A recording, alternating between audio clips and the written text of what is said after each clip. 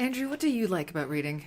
I like reading a good mystery and trying to figure out where the author is going, like the mystery of the mystery.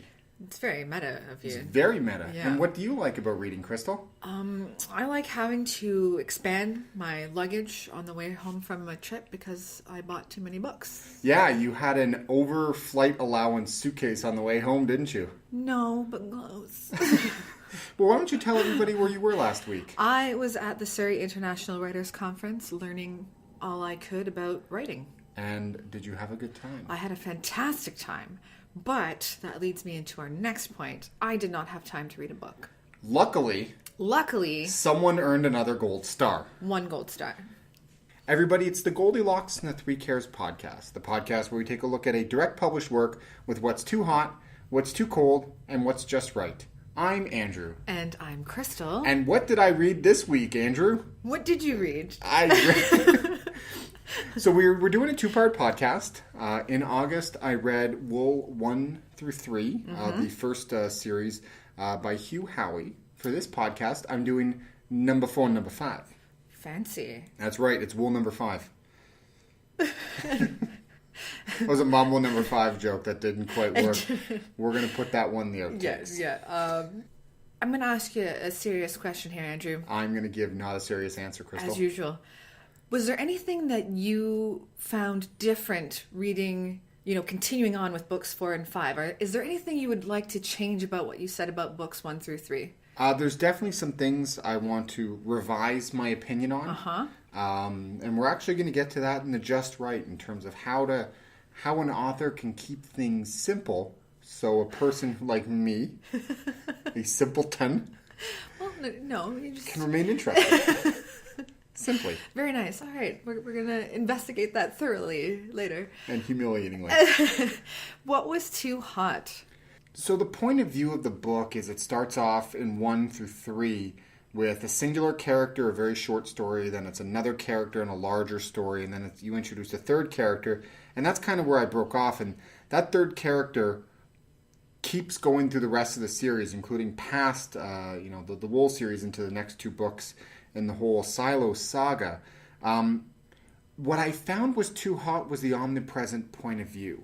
What do you mean by that? Well, so the first one starts off with one character and it's told from their point of view, and then in the second book there's a couple of characters and it's told from a couple of points of view. In the third book there's an exponential increase in characters. It seems like each book adds 2 or 3 characters, some of which are good, some of which are bad, but all of which, you get their point of view and you get to see them and observe them interacting with the mystery of the Silo universe or the Silo world, but you still, as the reader, get to kind of step in and see what they're doing. So there were too many characters. Yeah, in a way, too many characters, Sorry, but also many main characters. There are definitely a lot of main characters. I mean, in the first couple of books, they introduce ones who don't make it. Spoiler alert. And then, in this book, there's characters that get introduced and largely continue on through the balance of this particular series. But what I really mean by that is,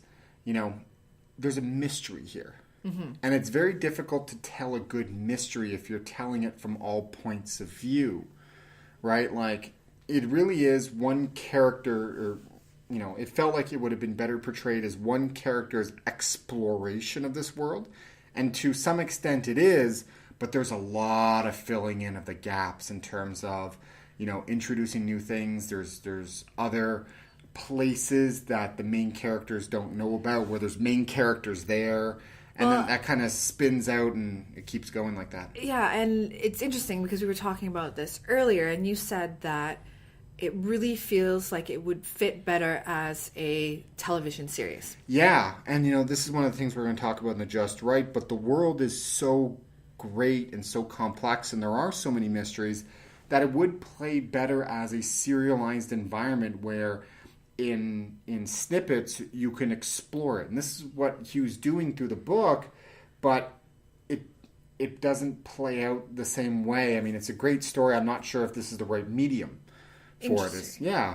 And so back to the main character bit. I mean, you have someone like Mr. Martin with Game of Thrones, and he has quite a few main characters. And he liberally prunes them out whenever he does, needs. because, I mean, you got to make space for other ones. Yep. So how does this differ from what he does with his books? The main character that's introduced, to my knowledge, and I'm very interested in reading the rest of the series to find out, Juliet, she continues. You mean she lives? She continues. Okay. That's right. So she lives, and you know, she keeps getting to explore this world, which is rapidly expanding in the omnipresent point of view. So in that way, the let's call it a character hemorrhage. That's good. I like that. Yeah, character hemorrhage doesn't continue through the rest of the series. Sounds like a medical emergency. Yeah. We have a character. Oh, that's one there too. I do one every time. A character hemorrhage on floor 3. Yep. So the other thing that I found that was a little bit too hot was in book number 4, when we really get into Juliet and she becomes the principal character in the story, all the chapter headings kind of start with a quote from Romeo and Juliet, and it left me a little lacking because the quotes kind of applied, but they kind of didn't. And it didn't give you that satisfying, like, ooh, that was good. Yeah, it neither built the world nor added to the story. Mm-hmm. It was, you know, trying to draw lyrical parallels to it. It didn't quite work for me. What was too cold about 4 and 5? So I don't have a good word to describe. Are you going to make this. up another? No. Okay. we're done doing that. There's no making. No. There's my word. Well, that was forceful. The word I'm going to use is wrong, and I'm going to explain why. I'm going to call it pacing. Mm-hmm. Was too cold. So in books 4 and 5, that's really the latter half of that particular book. So we're really starting to move through the arc. We're starting to get towards the crisis point, and characters should be doing things. Instead, characters are having large parts of, especially book 4, just kind of sitting around doing one specific menial task or sitting around doing this and not interacting with other characters and not really advancing the plot. You're getting a deeper understanding of that character, but that should kind of happen earlier on in the series. And I don't know if that speaks to the way that it was written, we presume, which was, you know, short story, larger short story, and then it kind of, like I said, it grew exponentially, or if that was an actual stylistic choice. So you are referring to a section where, you know, character would be reading a book, thinking their thoughts, and then we'd cut to, let's go get grenades and guns and we're going to shoot everybody. We need guns and grenades and we're going to storm this part of the silo, and oh, hey, now we need a 6-page soliloquy on, you know, the maintenance of a certain machine or a character exploring this certain point. I understand that kind of a pacing choice does help to heighten the tension, but, and this goes to the other part of my point about the pacing, was the dialogue seemed a little stilted from the characters.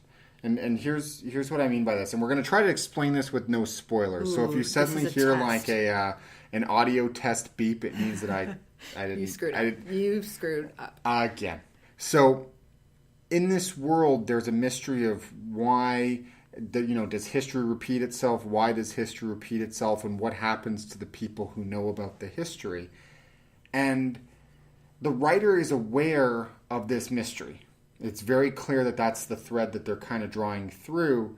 The way the characters are reacting to the world is in the writer's voice of knowing what's going to happen or knowing why. And here's what I mean by this.